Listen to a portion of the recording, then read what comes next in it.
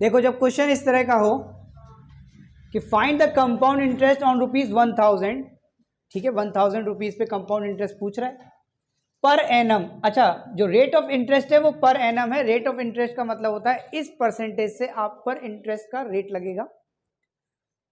और for 1.5 year, जब भी 1.5 ईयर, 2.5 ईयर, 3.5 ईयर इस तरह का टाइम दिया होता है तो हमेशा मोस्ट ऑफ द टाइम जो इंटरेस्ट है वो हाफ ईयरली काउंट होता है।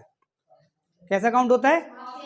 तो सबसे पहले आपको करना क्या है इस प्रकार के सवाल में, जो 8% पर एनम दिया है, क्या दिया है आपको? रेट ऑफ इंटरेस्ट दिया है, rate of interest 8% per annum का। अच्छा, एनम का मतलब होता है एनुअली, एनुअली का मतलब होता है आपको साल के हिसाब से, ईयरली आपसे इंटरेस्ट लिया जाएगा। लेकिन वो कह रहा है कि इंटरेस्ट जो काउंट होगा, अगर हम इंटरेस्ट लगाएंगे, जो पैसा जो हमें आप वापस करोगे, हम करेंगे काउंट कैसा? Half yearly. कैसा? हाफ ईयरली होगा। तो फिर रेट ऑफ इंटरेस्ट आधा हो जाएगा। क्या हो जाएगा रेट ऑफ इंटरेस्ट? एक साल में अगर 8% है तो 6 महीने में आधा हो जाएगा, तो फिर हो जाएगा आधा, यानी कि 4% हाफ ईयरली। दूसरी चीज क्या बदलनी होती है? दूसरी चीज बदलनी होती है टाइम। टाइम जो आपको अब दिया है, टाइम क्या है? 1.5 ईयर। और 1.5 ईयर में 6 महीने के कितने स्लॉट होंगे? 3 स्लॉट होंगे। तो टाइम हो जाएगा, नंबर ऑफ टाइम्स हो जाएंगे, यानी कि number of times 3। Number of times ये क्या है? 3 बार इंटरेस्ट आपसे लगेगा। कितने बार लगेगा? 3 बार, क्योंकि 6 महीने का स्लॉट है। ये 2 चीजें करनी होती है, बाकी का सारा सवाल बिल्कुल वैसे ही सॉल्व होता है। अब 3 स्लॉट में आपसे इंटरेस्ट काउंट करेंगे तो बस फॉर्मूले से अगर कंपाउंड वाला, कंपाउंड इंटरेस्ट का सवाल लगाते हैं तो थोड़ी सी कैलकुलेशन टफ पड़ जाती है। तो क्या करें? क्या कर लो आप, एक एक करके आप इंटरेस्ट निकाल लो, तो आप टोटल इंटरेस्ट को ऐड कर दो। तो हम एक एक करके निकालते हैं। तो देखो भाई, इंटरेस्ट आफ्टर फर्स्ट हाफ, तो एक एक करके इंटरेस्ट निकालते हैं। तो हमारा जो टाइम रहता है वो हमेशा 1 रहता है।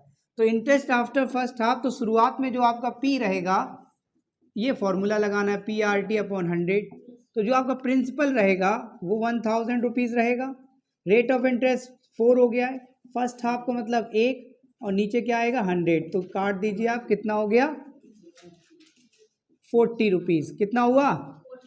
अच्छा, एक चीज याद रखो, कंपाउंड इंटरेस्ट का मतलब होता है इंटरेस्ट ऑन इंटरेस्ट। क्या होता है? Interest on interest. तो ये इंटरेस्ट हुआ, तो सेकंड जो हाफ रहेगा, तो पहले हम अमाउंट निकाल लें कि पूरे अमाउंट पे इंटरेस्ट लगेगा। तो पहले तो आप पे प्रिंसिपल ये था और इंटरेस्ट ये आया, तो कितना हो गया? 1040। ये समझ में आया? जो अमाउंट हो गया है वो हमारा, ये इंटरेस्ट जोड़ के इतना हो गया। अब जो इंटरेस्ट लगेगा सेकेंड हाफ में वो इस पर लगेगा। ठीक है, तो फिर क्या करें हम? इंटरेस्ट ऑन सेकेंड हाफ कितना हो जाएगा? 1040 इंटू 4 इंटू 1, फिर से वही, क्योंकि हम सेकेंड हाफ का मतलब सीक्वेंस से है। सेकेंड मतलब सीक्वेंस, नंबर नहीं, अपॉन 100। ठीक है, तो 0 से 0 काट दो, काट दिया। तो और इससे का काट दो, यहाँ पे पॉइंट लगा दो, तो मल्टीप्लाई कर दो। 4 4 जा 16, 1 आया, एंड 4 1 जा 4। और कुछ भी कैसे भी आप सॉल्व करेंगे, आंसर आपका यही आएगा। तो अब इंटरेस्ट कितना लगा? 41.6। तो अमाउंट कितना हो जाएगा? अमाउंट हो जाएगा 1040, क्योंकि ये था, प्लस 41.6, कितना हो जाएगा? 6। फिर कितना आएगा? पॉइंट, फिर ये 1 इसमें ऐड करो, 144801। इतना आया। 3 बार निकालना है, तो बस इंटरेस्ट आफ्टर थर्ड हाफ कितना हो जाएगा? 1081.6 इंटू 4 इंटू 1/100, ठीक है। सीधा आप काट दो 4 से, ये 25 टाइम्स जाएगा, 25 का इसमें डिवाइड करो, 25 4 जा 100, 8 बचा, ठीक है,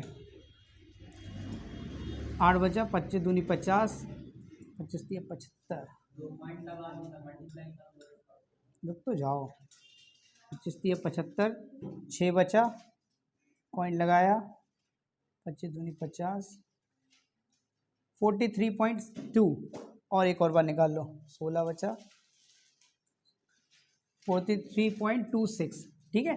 अब इंटरेस्ट ये आया, अब इस इंटरेस्ट को अमाउंट में जोड़ दो। हमें कुछ नहीं, हमें इंटरेस्ट निकालना था, सिर्फ इंटरेस्ट पूछा है। क्या पूछा है? Find the compound interest. तो इसको और कहाँ गया 40, इसको आप ऐड कर दो, तो टोटल इंटरेस्ट कितना हो जाएगा? टोटल इंटरेस्ट हो जाएगा 40 प्लस 41.6 प्लस 43.26। ऐड करने पे कितना आएगा? ऐड करने पे हमारा आएगा, एक ही एक डिजिट ले लो, 6 2 8, फिर कितना होगा 0 1 3 4, ये आ जाएगा आंसर 124.86 रुपया।